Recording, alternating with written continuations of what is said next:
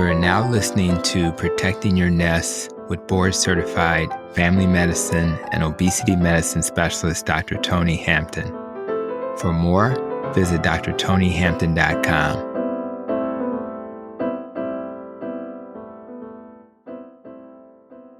Welcome to the Protecting Your Nest podcast. When I transitioned from a disease management doctor to one who focuses on using lifestyle to help my patients achieve metabolic health, I knew that for my patients to make necessary lifestyle changes, it would require not only sharing the knowledge of what they would need to change, but some motivation and coaching to help them get there. Every single person will have their own journey. Some only need the information and maybe a handout of what to eat and what not to eat, while others need one-on-one coaching on a regular basis to maintain the changes. I'm still learning, and some of my best teachers are not the so-called experts in the lifestyle space, but the very patients who I serve in my clinic. That's why I thought it would be nice to have another one of my patients on the podcast so that we will better understand some of the reasons why some people find success and others don't.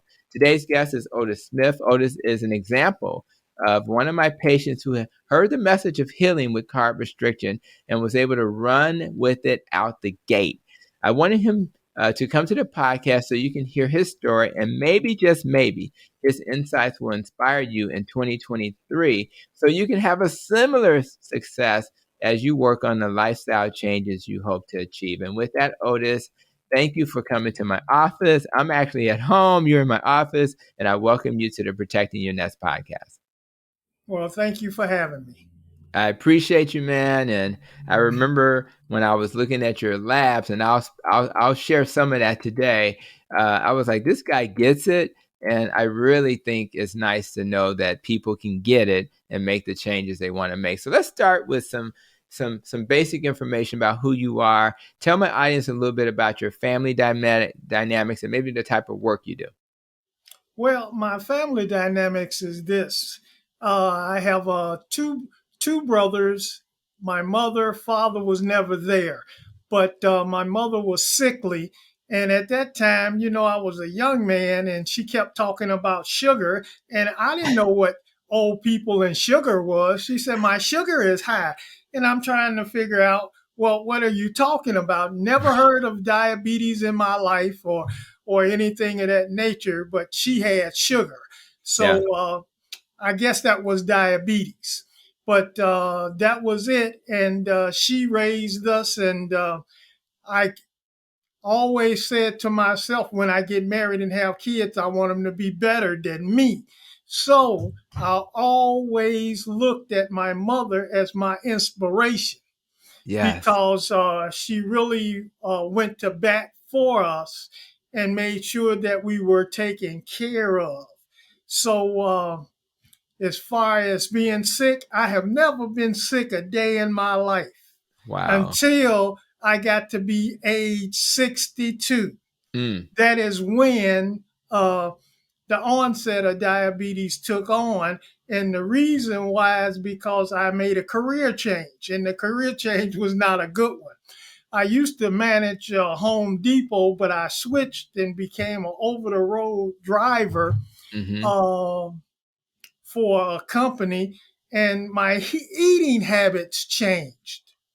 See, my wife was feeding me really good, a balanced diet, everything. I was really healthy. But when I got out there on the road, I was fast fooding. Yeah. I was eating a lot of sweets and missing meals. And it took a great toll on me. And then one day, wow, you got diabetes. And I didn't know it until I was in the hospital flat on my back.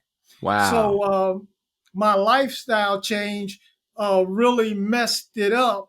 And I can look back at that and say it was my fault. Yeah, well, I think you got to pay bills. My wife's dad was a driver for Yellow Freight for years. But I'm going to tell you something, because he suffers from dementia now. Years and years of poor metabolic health increases your risk for all of these metabolic conditions: diabetes, hypertension, heart attack, stroke. And in his case, he had a heart attack when he was in his 50s, believe it or not, and now suffers from dementia. So it is possible to be on the road and do this, you may have to do some bunless burgers and other things, but most truck drivers on the road are not going to get it right. So I appreciate you sharing that. And not to mention the stress of being on the road and trying to stay alert and awake. And I mean, I don't even want to know what that's like. I hate, driving to Mississippi because it's 14 hours, so I can imagine that being my job. So I appreciate you trying to support your family, but unfortunately that was one of the side effects. So when you reflect on influences in your life, the man you became today, right? What life experiences or persons you can think about who had the biggest impact on you? Well, the biggest influence in my life was my mom. And simply because she would always tell us, I'm not going to support you, and you're going to have to get a job. You're going to have to work. And mom would go to work every day, whether she felt good or she didn't feel good. She would always, and she set that example. Yeah. And I had that work ethic instilled in me that Mhm. you got to get out and do this for yourself. It's not going to be handed to you. So I've always been a early riser, a go-getter, because my mom influenced me at a young age. That's excellent. Well, who doesn't love mom, right? And Yep. my mom, as I hear your response, was similar. I remember the first time when I was asking her a question, and I'm not sure what age I was. And she said, "You have to make your own decisions, son." And I was like, "But it's easier if you just tell me what to do." But she was like, "No, we're not doing that." And it really is those little nuggets, those moments when a man becomes a man, a woman becomes a woman. So, I thank your mom. What was your mom's name? My mom's name was Georgia. Okay, is she still around? Yes, she is. Okay, so you tell Georgia, shout out from Dr. Hampton. Thank you for being a strong woman, raising a young man who has inspired me to want to interview him because I feel there's something special about you, my brother. So let's go ahead and go to the next thing I wanted to touch on. We met January of 2021. Back then, your A1C was pretty high. I think it was as high as 9.7 or so. And your average blood sugars because of that is probably like 230 or so. And your microalbumin, which is a measure of protein in your urine, you want to keep the protein in your muscle, not in your urine. And it was 1800. And so your kidneys was worsening because of that. Your creatinine was 1.9 or so, and your triglycerides were slightly elevated at 158. So you know, you know, what was it like to know that you had diabetes? It was out of control. It was affecting your kidneys, and you were literally at risk of kidney failure. What did you feel back then? What was your thoughts when you heard that? Well, my thought was that I didn't receive the knowledge of the condition that I was in. I knew that I had diabetes and I was sick, but nobody took the time to tell me this road is where you're headed. And if you don't change, something's bad going to happen to you. But I never was told that. It was, oh, your A1C is high. And I'm thinking to myself, well, what is A1C? Right. No, nobody took the time until, I have had 3 or 4 different doctors, but you are the only one that has actually set me down and took the time and told me what this condition will lead to, and what it's up to me to make the changes in my life to do this. And I never got that. And that is why it really shocked me when I found out that, wow, I could lose this and I could lose that, and I could, because I thought that I was just weak or something, but Mm-hmm. I didn't know the condition was that deadly. Got you. Now, when you first started with me and you heard this message, were you able to uh, hit the ground running, or did you take some time to have to figure this out?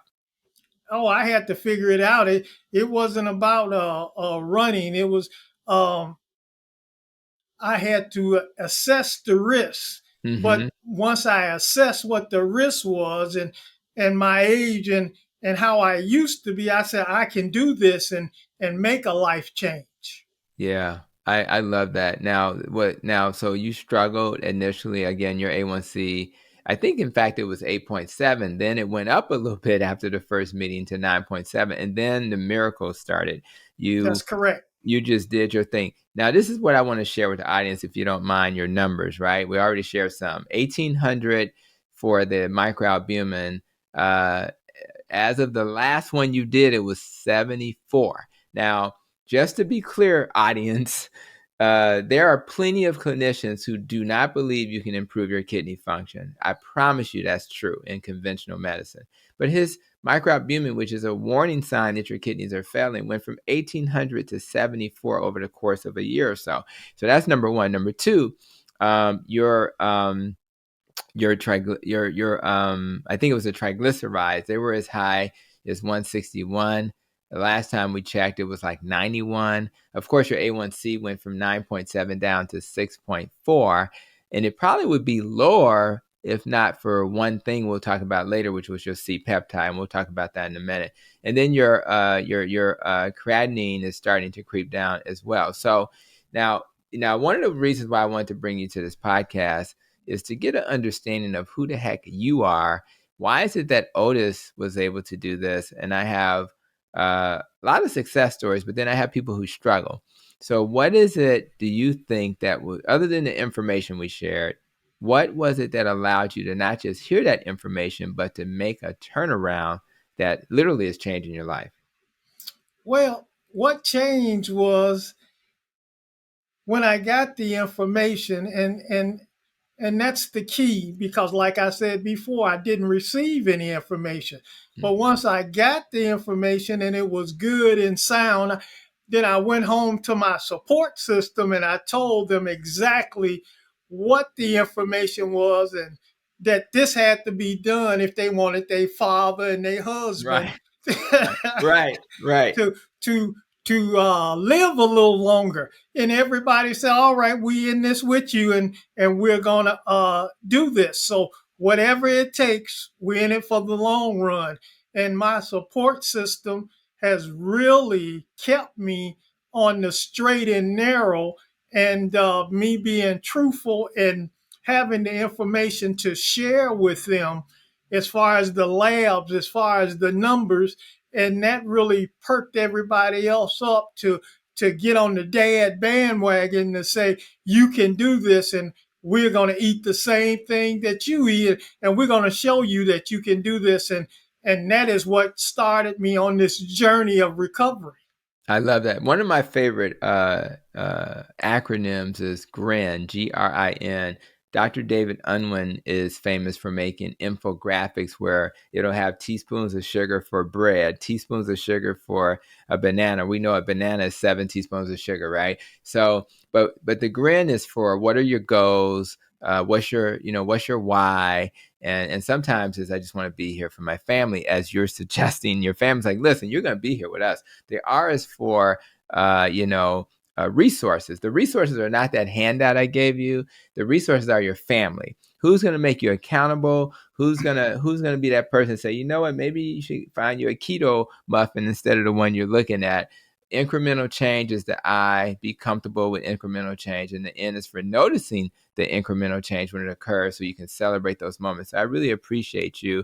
I appreciate that you gathered the troops, right? You said, you know what, I'm going home, and it's almost like you sit down in front of the person you love and say, listen, this is important to me. I know you love me. I love you. Would you walk with me along this journey? That is so important, that we don't live on the island by ourselves. Can we survive on the island? Maybe. We're not Tom Hanks with a little beach ball. We're trying to be on this island with others. And I just think that support system is critical. And although you're a very strong, motivated individual, it's so much easier to have a support system. So I really appreciate that. Now, let's go to the next thing I suggested I would speak on. It's a C-peptide Everybody with diabetes should at least have that test once and maybe periodically. It's not just a test to determine if your pancreas is working. It's a test that'll let you know if you're inflamed and other aspects. And metabolic health docs like me love that test.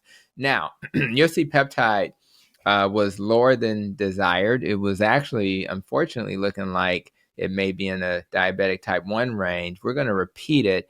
But my question to you, as you share your healing story, first of all, if you end up being a type 1 diabetic, right, and you still got your A1C down to 6.4, that's pretty amazing by itself.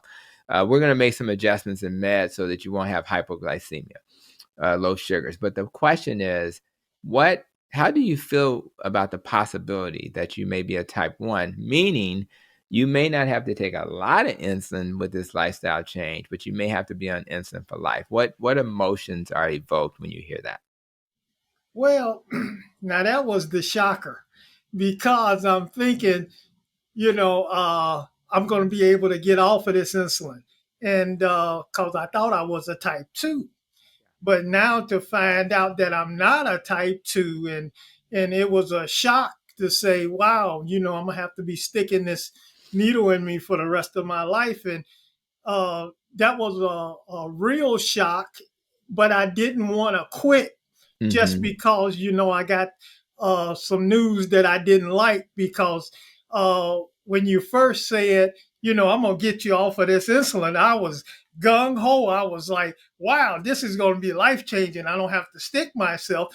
But it was an eye opener, and it just took the wind out of me, but it didn't change my mind on doing the right things or continuing to do the right things to be as healthy as I can be.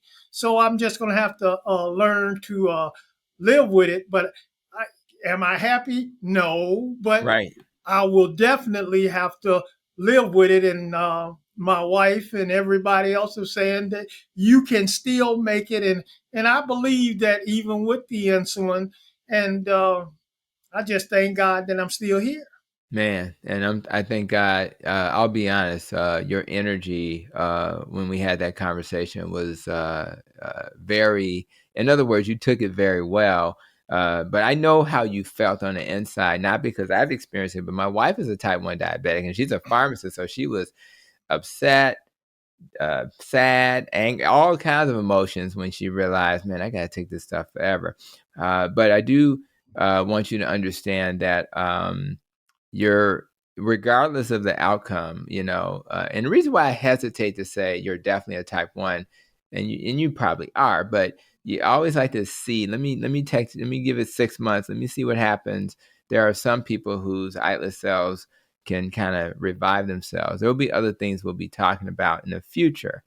There are some folk in other places like Mexico using stem cells to get the pancreas to wake back up. But we'll talk about that offline. I just want people to know that there are other options out there.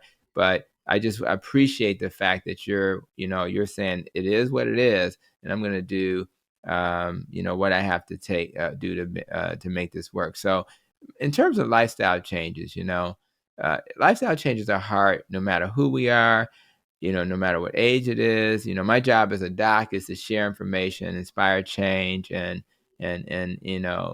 just help people walk through that. You made my job pretty easy because you were able to make these changes. But if you met another doctor, right? And you're trying to help them to do their job to inspire people to make lifestyle changes, anything you would say to a doctor that may help them inspire people the way you were inspired?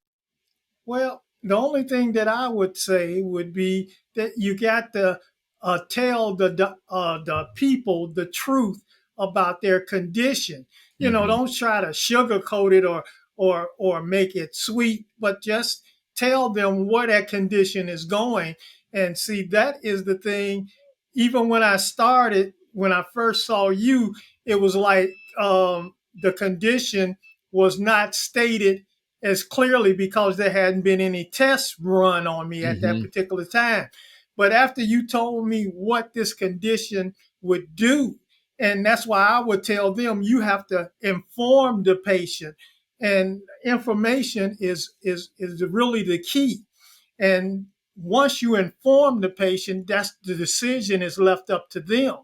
And then they got to do the lifestyle change and get off uh, the uh, the fast food kick and have it your way and Right. this kind of stuff. You got to make that choice for yourself. But if you got the knowledge to go along to help you, that's what makes it better. So if I was talking to a doctor, I say, "Hey doc, give it to me straight. Tell me Right. where I'm going, where I'm headed, and what I have to do to get there. Don't tell me, oh, this looks better.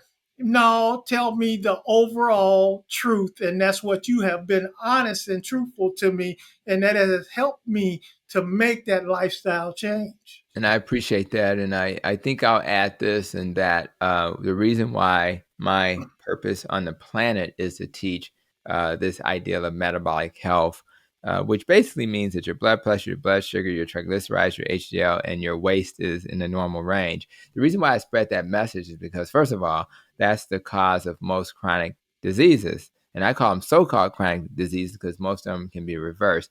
But so part of it is, when a doctor gives you an honest assessment, here's the information, this is what you're dealing with, I want them to also be able to say, oh, by the way, you can reverse this. I don't want them to say you have a chronic progressive disease that won't get better. So I think if we message to patients, is be honest about stuff.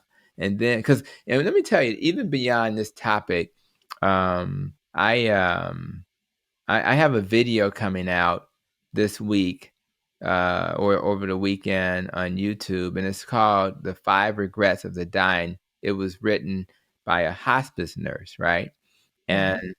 And and and one of the problems with people who are ill and they're near dying is that doctors are not honest. They will not tell people you're dying. They'll say, "Well, we're going to treat it."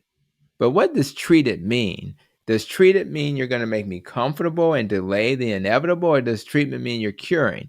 And if it's not curing, can you at least allow me to make a decision about what I want to do? I'm watching a show on Netflix right now.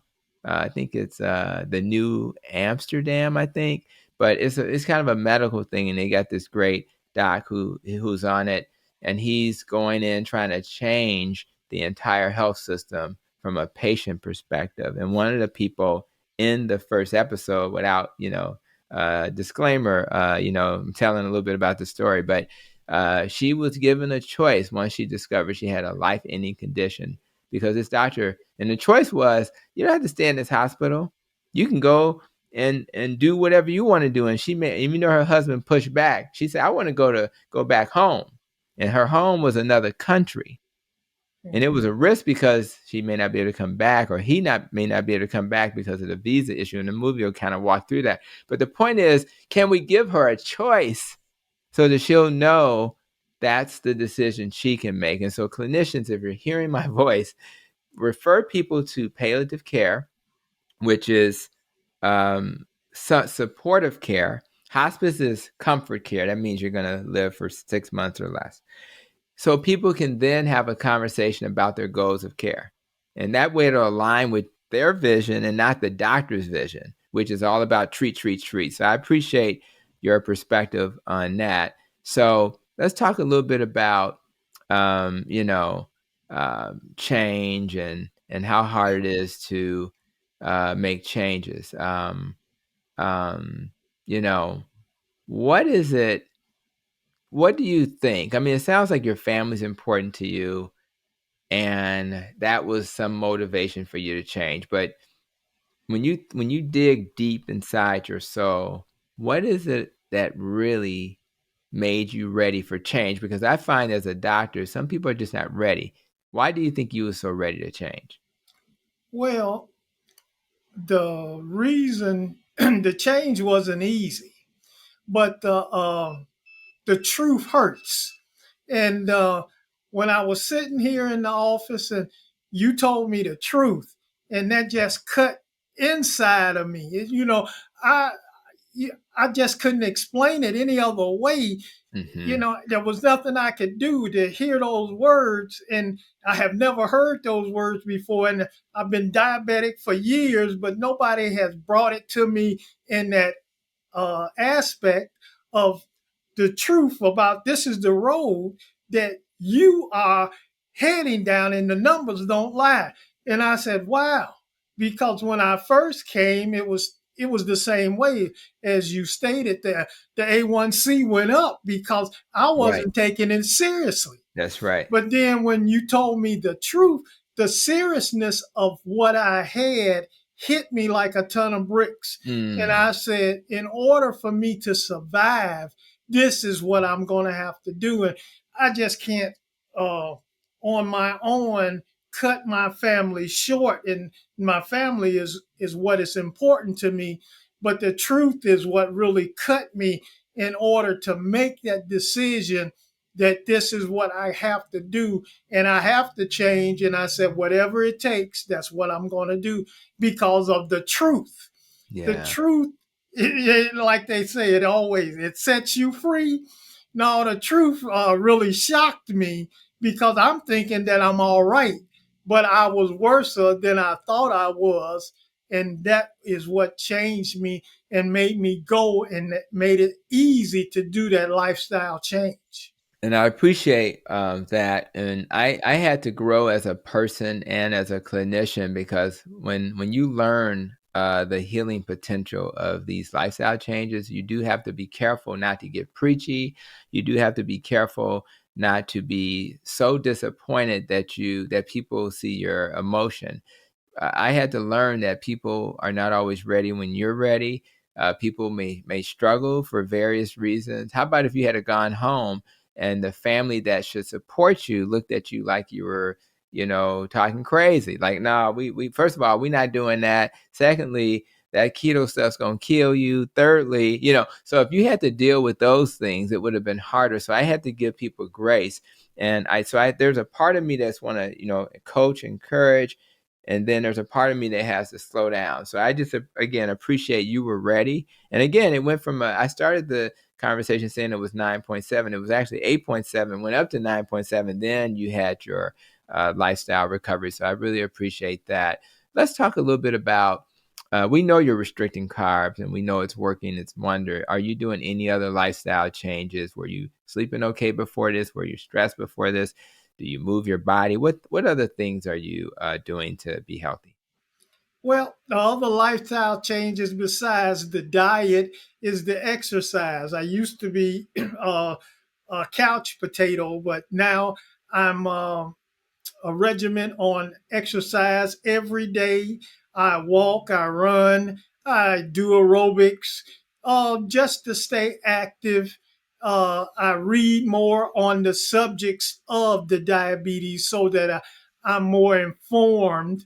And the lifestyle changes is that the diet, that diet is, which I really thought in the beginning was a lot of nonsense. And I said, wow, eating ain't gonna change a thing. Right. This is a lot of nonsense. But my wife looked me in the face and she said, you haven't even tried it yet. I Mm. said, but keto is for fat people and everything else. I'm not fat or anything. I said, how is this diet going to hurt me? She said, you need to try it. And I said, well, all right, I'm in. And she says, I'm in with you. Whatever you do, I'm going to do. And I said, wow. So I went on keto and I've been on it ever since. And you told me about the cauliflower rice. Now I love Hmm. cauliflower. At first I couldn't stand it, That's but right. you have to make the changes yourselves and deny yourself. But I can see the benefits from the diet change more than the exercise change.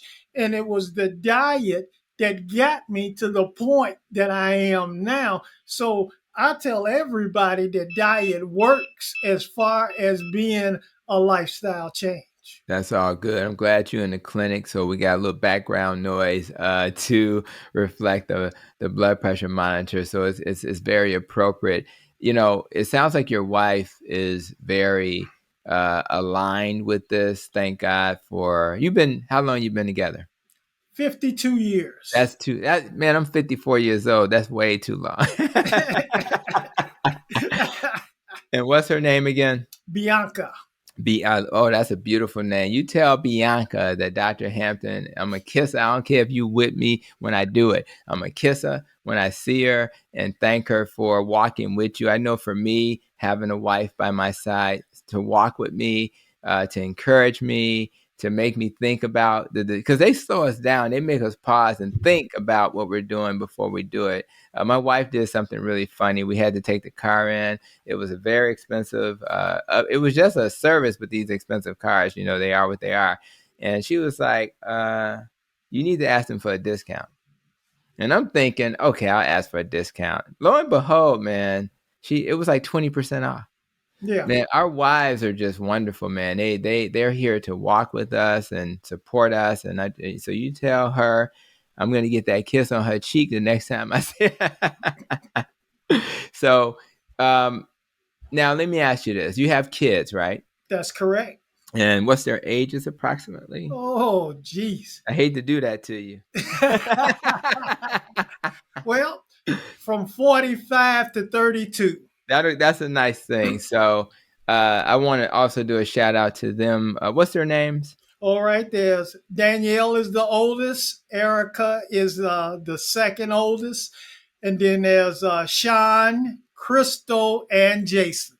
Wow. So I want to say to all of them that Dad is continuing to model things that he wants his babies to do. You're still babies to him, and I just hope you guys were inspired because he's going to inspire a lot of people with this podcast, and I hope he's inspiring you guys. And so wherever your goals are, let's make sure you take a moment to reflect on those goals and say, you know what, if Dad can do it, I can do it. And I just want to say that out loud to them as well. So let's think about one thing I want to ask you real quick is a typical day in your life in terms of food. So do you fast? I fast a half a day. Okay, cool. And So and that's every Thursday is my fast day. okay, cool. They tell you that you can't, but you can. Yes, you can. And I think you may need less medicine when you do it, obviously, but yes, you can. And it's a good thing to do to let your pancreas. So if you have a pancreas that's still making insulin, you definitely want to rest it. But at the end of the day, fasting is something that you can do. You just got to really pay attention to the medicine so you won't end up with low blood sugars. And again, we're going to be making some adjustments for you. So let's think about the next 12 months or so. And what other areas of your life when you think about, you know, sleep, stress, other aspects of my NEST acronym, your thinking, relationships, your emotions, avoiding things that can harm you like organisms and pollutants. Where do you want to focus your attention over the next several months? Well, the main part is the emotional side of it, and that's with me right now. I'm dealing with this insulin that I'll never be off of it. See, I can't say it enough. That was a big shock to me because, when I first came and we spoke and you said, oh, I'm going to have you off of this insulin. And, that really uplifted my spirits because I thought, wow, when I first got sick, they put me directly on insulin. I've never had a pill for diabetes in my life. I've talked with a lot of diabetics that's on pills, and I said, wow, you're blessed. Right. And I was straight to insulin. So when I heard you say that magic word, I can have you to a point where you're off of insulin. Oh man, but right now it's an emotional roller coaster where it's a fight where I get up every morning and I take that mealtime insulin and I said to myself, wow, this is forever. Right. And, that's what I have to deal with. Yeah. Well, thank you. And when I kind of started the podcast, I said that I learned from my patients, and I think one of the lessons I learned from you is how I frame that discussion. I'm so excited that hundreds and hundreds, maybe even more, of my patients have gotten off of medicine. It's become my norm, right?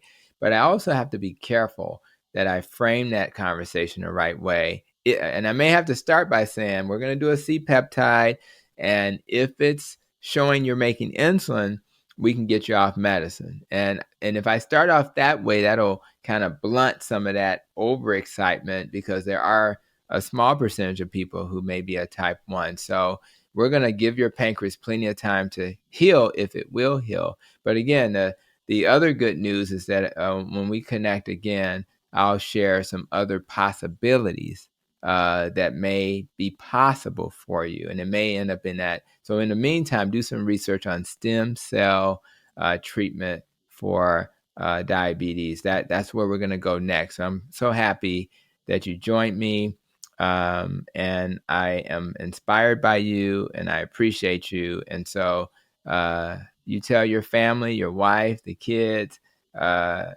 thank you for letting me have you for a little of your time, and I'm going to wrap up with that. So any final words before we wrap up? Well, the only question that I would have is to you is, when you're dealing with your patients, or you're helping your patients, what are the keys, or how do you open that door to inspire them to achieve their goals? Yeah, I like that. And I'm gonna tell you what I would do. Number one, you have to have two types of goals.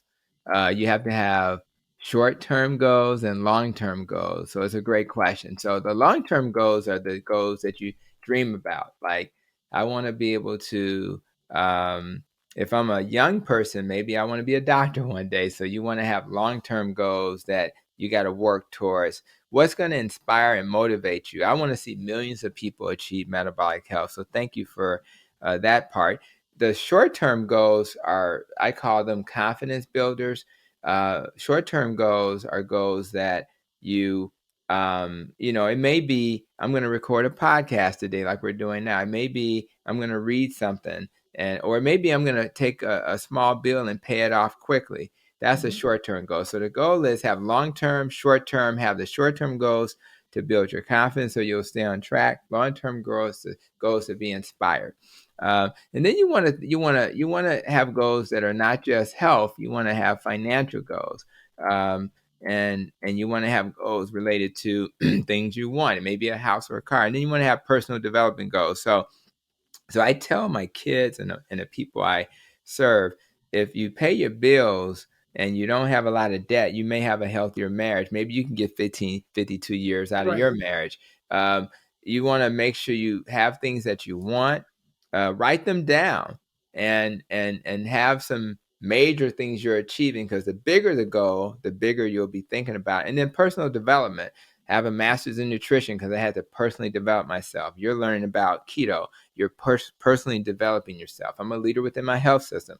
So have some financial goals, have some things that you want, and then have some development things. So, and then you got to, work on your goals. Make sure that you work on your goals, and you work on your job really hard. But what about your own personal goals? Don't spend all your energy. If I spend all my time doing advocate health stuff and didn't do any of this work, which is what we're doing, just happen to be in Advocate Health building, then that's not good enough. Work on your personal goals. My goal is to spread the metabolic health message. Write your goals down, because if you write them down, you're more likely to do it. You're more likely to take them seriously. And then make sure the size of your goals are appropriate. Have big goals. It's okay to have big goals. Dream big, be positive. And that is a great question to end this podcast, because this whole purpose of this podcast is about how did this gentleman in front of us achieve his goals. So I really appreciate you asking that question, my friend. I really do. Thank you so much, Otis. All right. Thank you. All right. So I'm going to say a few closing remarks, and then we're going to wrap up this episode of the podcast. And again, Thank you so much for being here, Otis. You have inspired many. Trust me, that's what's going to happen after this episode. Your insights and how you achieve your health-related goals have been insightful. Some of the takeaways I'm thinking about right now is that, there's a certain level of commitment you got to have if you're going to achieve your goals. That's the first thing that I'm taking away. Thankfully, you have a team that supported you. You got to know what your why is. I got to be here with my family. That's what your why was. That's part of what my why is. And my other why is helping people achieve metabolic health. And then, once you understand what your why is and you're committed and you're ready to roll, you got to get going. So what you did is you ran out the gate and you started doing it. So if you're listening to this episode and you're trying to be healthy, let's get going. Let's start our journey towards metabolic health. There's no need to wait. We got a new year in front of us.